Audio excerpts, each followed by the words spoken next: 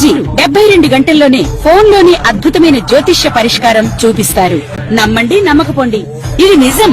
శ్మశాన కాళి రుద్ర చౌడీదేవి ఆరాధకులు నంబర్ 1 వశీకరణ స్పెషలిస్ట్. గురూజీ మనిషి పుట్టుక నుండి చనిపోయే వరకు వచ్చే అన్ని క్లిష్టమైన సమస్యలకు పరిష్కారం ఇక్కడ లభిస్తుంది. విద్య, ఉద్యోగం, వ్యవహారం, స్త్రీ ప్రేమ, పెళ్లి, సంతానం, స్త్రీ పురుష వశీకరణం, భూవశం, భార్యాభర్తల కలహాలు, కోర్టు సమస్యలు, విడాకుల సమస్యలు, చేతబడి, అప్పుల బాధ, ఇంకా మీకు ఎలాంటి సమస్యలు ఉన్నా 72 గంటల్లోనే శాశ్వత పరిష్కారం చేయబడును. ప్రేక్షకులందరికీ శుభాకాంక్షలు. మనం ఏప్రిల్ నెల మాస ఫలితాలు చెప్పుకుంటాము. ఇప్పుడు శుక్లాం భరధరం విష్ణుం శశివర్ణం చతుర్భుజం ప్రసన్నవదనం ధ్యాయేత్ సర్వవిఘ్నోపశాంతయే అగజా ఆనన పద్మార్కం గజాననమహర్నిశం అనేకదంతం భక్తానాం ఏకదంతముపాస్మహే ఏకదంతముపాస్మహే. ఓం శ్రీ మాత్రే నమః. ఓం శ్రీ గురుభ్యో నమః. మనం ఏప్రిల్ నెల మాస ఫలితాలు చెప్పుకుంటున్నాము. ఏప్రిల్ మాస ఫలితాలు చెప్పుకునేటప్పుడు ముందుగా 12 రాసులకి ఈ మాసంలో ఎటువంటి గ్రహచార ఫలితాలు ఉంటాయి, అది మంచివా చెడ్డవా అన్నది మనం గోచారాన్ని చూసుకుని చెప్పుకుంటాము. అది ముందుగా 12 రాసుల్లో ముఖ్యమైనది మొదటి రాశి మేషరాశి. మేషరాశికి అధిపతి కుజుడు. మేషరాశిలో ఏమేమి నక్షత్రాలు ఉంటాయి అంటే అశ్విని 4 పాదాలు, భరణి 4 పాదాలు, కృత్తిక 1 పాదం ఉంటాయి. మేషరాశిని లగ్నంగా చేసుకుంటే గ్రహాల సంచారం, గ్రహాల స్థితిగతులు ఎలా ఉన్నాయి అని అంటే మేషరాశిలోనే ప్రస్తుతం అంటే మేషరాశిలోనే లగ్నంలోనే శుక్రుడు ఉన్నాడు, తృతీయంలో గురువు ఉన్నాడు అంటే మిథునంలో గురువు ఉన్నాడు, సింహంలో కేతు ఉన్నారు, కన్యలోనేమో చంద్రుడు ఉన్నారు అంటే 1వ తారీఖు నాటికి అన్నమాట. కుంభంలో రాహువు, బుధుడు, కుజుడు ఉన్నారు, మీనంలో శుక్రుడు, రవి ఉన్నారు. మేషరాశిని ఇది మళ్ళీ ఈ గ్రహాలు కూడా మధ్యలో కొన్ని గ్రహాలు ఒక రాశి నుంచి మరొక రాశికి మారుతాయి. అది ప్రయాణం ఎట్లా ఉంది అంటే 15వ తారీఖు ఏప్రిల్కి రవి మీనరాశిలోంచి మేషరాశిలోనికి వెళ్తాడు. అదే 11వ తారీఖు ఏప్రిల్ నెలలో 11వ తారీఖుకి బుధుడు కుంభరాశిలోంచి మీనరాశిలోనికి వస్తాడు. ఏప్రిల్ 3వ తారీఖు కుజుడు కుంభంలో ఉన్న కుజుడు మీనంలోనికి వస్తాడు. 28 ఏప్రిల్న శుక్రుడు వృషభంలోనికి 20 ఏప్రిల్న శుక్రుడు మేషంలో ఉన్న శుక్రుడు వృషభంలోనికి వస్తాడు. ఇది రాశుల గ్రహాల చలనం అన్నమాట ఈ ఏప్రిల్ నెలలో. తదుపరి రాశి కర్కాటక రాశి. కర్కాటక రాశికి అధిపతి చంద్రుడు. కర్కాటకంలో పునర్వసు 4వ పాదం, పుష్యమి 4 పాదాలు అంటే 1, 2, 3, 4 పాదాలు, ఆశ్లేష 4 పాదాలు ఉంటాయి. అయితే ఈ రాశికి అధిపతి చంద్రుడు. కర్కాటక రాశిని లగ్నంగా చేసుకుంటే గ్రహాలు ఎలా ఉన్నాయి అని అంటే కనుక 2వ ఇంట్లో అంటే సింహంలో కేతు ఉన్నాడు, రాహువు, బుధుడు, కుజుడు కుంభంలో ఉన్నారు, మీనంలో శనిరవులు ఉన్నారు, వృషభంలో శుక్రుడు ఉన్నాడు, వ్యయంలో గురువు ఉన్నారు. కర్కాటక రాశికి అంటే మిథునంలో గురువు ఉన్నారు అనమాట. అయితే ఇది ఎలా ఉంటుందంటే మీకు చాలా అనుకూలంగా ఉంటుంది. ఈ మాసం ఎటువంటి ఇబ్బందులు ఉండవు, చాలా బాగుంటుంది. అయితే ఈ గ్రహాలు కూడా మళ్ళీ మారుతాయి. అంటే అన్ని గ్రహాలు మారకపోయినా రవి ప్రతి నెల 14, 15, 16 తారీఖుల్లో ఒక రాశి నుంచి ఇంకో రాశికి మారుతారు. అది ఇప్పుడు ఆయన రవి ఎక్కడున్నారు? మీనంలో ఉన్నారు. ఆయన 15వ తారీఖున మీనంలోంచి మేషంలోనికి వస్తారు. అలాగే బుధుడు 11వ తారీఖున కుంభంలోంచి మీనంలోనికి వస్తారు. కుజుడు కుంభంలో ఉన్న కుజుడు మీనంలోనికి వస్తాడు ఎప్పుడు 3వ తారీఖున. 20వ తారీఖున ఏప్రిల్ 20వ తారీఖున శుక్రుడు వృషభంలోనికి వస్తారు మేషంలోంచి. ఇది గ్రహాలు చలనం కూడా అన్నమాట.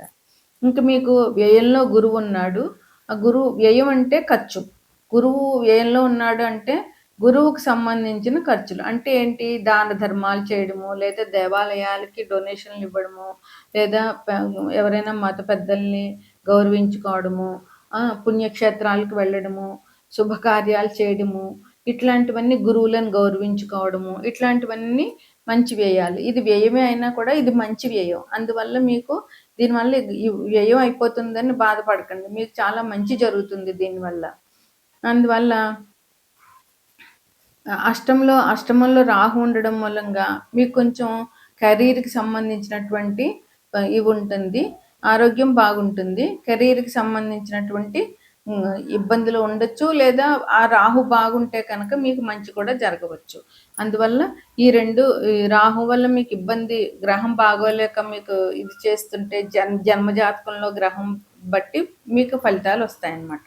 ఇంకా ఈ నెలలో మాసాలు ఈ మాసంలో చెప్పుకోవాలని అంటే అన్ని రంగాల వారికి బాగుంది. ఉద్యోగం, వ్యాపారం, వృత్తి, కాంట్రాక్ట్లు ఏం చేసినా కూడా వృత్తి వ్యాపారాలు, సొంత వృత్తులు చేసుకోవడం, పౌరోహిత్యం, టీచర్స్, ఇట్లా ఏ రాశి వారికైనా ఏ రంగంలో వారికైనా కూడా చాలా బాగుంది. ఎటువంటి ఇబ్బందులు లేవు. అలాగే మీరు నూతన కార్యాలు చేస్తారు. కొత్త పనులు మొదలు పెట్టడము అట్లాంటివి చేస్తారనమాట. ఇంకా వృత్తి వ్యాపారాలు చేసుకునే వాళ్ళందరికీ కూడా అనుకూలంగా చాలా ఉంది. ఆదాయం బాగుంటుంది, ఆరోగ్యం బాగుంటుంది. ఇంక ఈ 2 బాగుంటే అంతా బాగున్నట్టే. ఆరోగ్యం బాగోలేకపోతేనే ఇబ్బందులు అవుతాయి, కానీ ఆరోగ్యం బాగుంటుంది. కుటుంబంలో ఎవరికీ ఇబ్బందులు ఉండవు. ఏవో చిన్నవి ఈ ఎండాకాలం కనుక చిన్నవి ఇబ్బందులు వచ్చినా కూడా అవేం పెద్ద బాధ పెట్టేవిగా ఉండవు. అలాగే ధనం కూడా మీరు ఏ రంగం నుంచి ధనం ఆశిస్తున్నారో అన్ని రకాలుగా ఒక్కొక్కరికి 2, 3 వ్యాపారాలు ఉంటాయి. ఇప్పుడు ఒక్కొక్కరికి 2, 3 రకాల ఆదాయ మార్గాలు పెట్టుకుంటున్నారు. ఈ సమాజంలో బతకాలంటే అది తప్పదు. అందువల్ల ఎలాగ ఆదాయం పెట్టుకున్నా కూడా మీకు బాగానే వస్తుంది. ఇంకా మీకేంటంటే మంచి ధైర్యంగా ఉంటారు. ఇబ్బందులు వచ్చినా కూడా వాటిని ధైర్యంగా ఎదుర్కోవాలి అనేటటువంటిది మీ నేచర్ కనుక మీకు ఆ పరాక్రమం తగ్గదు. వచ్చిన సమస్యల్ని మీరు దూదిపింజల్లాగా ఎదుర్కోగలిగే శక్తి మీకు ఇస్తాడు భగవంతుడు. అట్లాగే మీరు అందరితో మంచిగా ఉంటారు కనుక బంధుమిత్రులతో సహకారం బాగుంటుంది. ఎందుకంటే నోరు మంచిదైతే ఊరు మంచిదవుతుంది అంటారు. అలాగే మీరు మంచిగా మాట్లాడడం మూలంగా మిమ్మల్ని అందరూ గౌరవించడము, మిమ్మల్ని అందరూ అభిమానించడం చేస్తారు. మీ సంతానం కూడా మీతో చక్కగా ఉంటుంది. ఎటువంటి ఇబ్బందులు లేకుండా వాళ్ళు మీకు ఎదురు చెప్పడం, వాళ్ళు చదువుకోకపోవడం అలాంటివి చేయకుండా మీ అందు చాలా ప్రేమగా ఉంటారు. మీరు చెప్పిన మాట వింటారు. వాళ్ళ వల్ల మీ పరువు నిలబడుతుంది. అలాగే మీ వల్ల వాళ్ళకి మంచి జరిగి వాళ్ళు కూడా సంతోషంగా చదవగలుగుతారు. తల్లిదండ్రులు బాగా ప్రేమగా చూసుకుంటే పిల్లలు చక్కగా వాళ్ళ పని వాళ్ళు చేయగలుగుతారు. ఇంకా భార్యాభర్తలు ఇద్దరి మధ్య కూడా అన్యోన్యత అనేటటువంటిది బాగానే ఉంటుంది. ఎటువంటి ఇబ్బందులు ఉండవు. చిన్న సమస్యలు ఏమొచ్చినా కూడా ఇంట్లో పెద్ద గొడవలు జరగకుండా ఇద్దరికి బాగుంటుంది. ఇంకా వివాహ యోగం కూడా బాగుంది. ఎవరికైతే పెళ్లి కావట్లేదో వాళ్ళు ఇప్పుడు ప్రయత్నాలు చేయడం మూలంగా వివాహం అనేటటువంటిది తప్పకుండా జరుగుతుంది. ఇంకా భాగస్వామ్యంతో మంచి అవగాహన ఉంటుంది. అదే మీ భర్త అయితే భార్యతోటి, భార్య అయితే భర్తతోటి మీకు మంచి అవగాహన అనేటటువంటిది ఉంటుంది. ఈ నెలలో ఏప్రిల్ 2వ తారీఖున హనుమత్ జయంతి. తెలంగాణలో అందరూ హనుమత్ జయంతి ఏప్రిల్ 2న చేస్తారు కనుక ఈ సందర్భాన్ని పురస్కరించుకొని మీరు హనుమంతు టెంపుల్కి వెళ్ళండి, ఆయన్ని పూజ చేసుకోండి. ఇంకా అక్షయ తృతీయ ఏప్రిల్ 20వ తారీఖున అక్షయ తృతీయ పండుగ ఉంది. అక్షయ తృతీయ పండుగ అంటే లక్ష్మీనారాయణ స్వామికి, యాదగిరిగుట్ట నరసింహస్వామికి గంధపు లేపన చేస్తారు. అందువల్ల అది కూడా చాలా విశేషమైన పండుగ.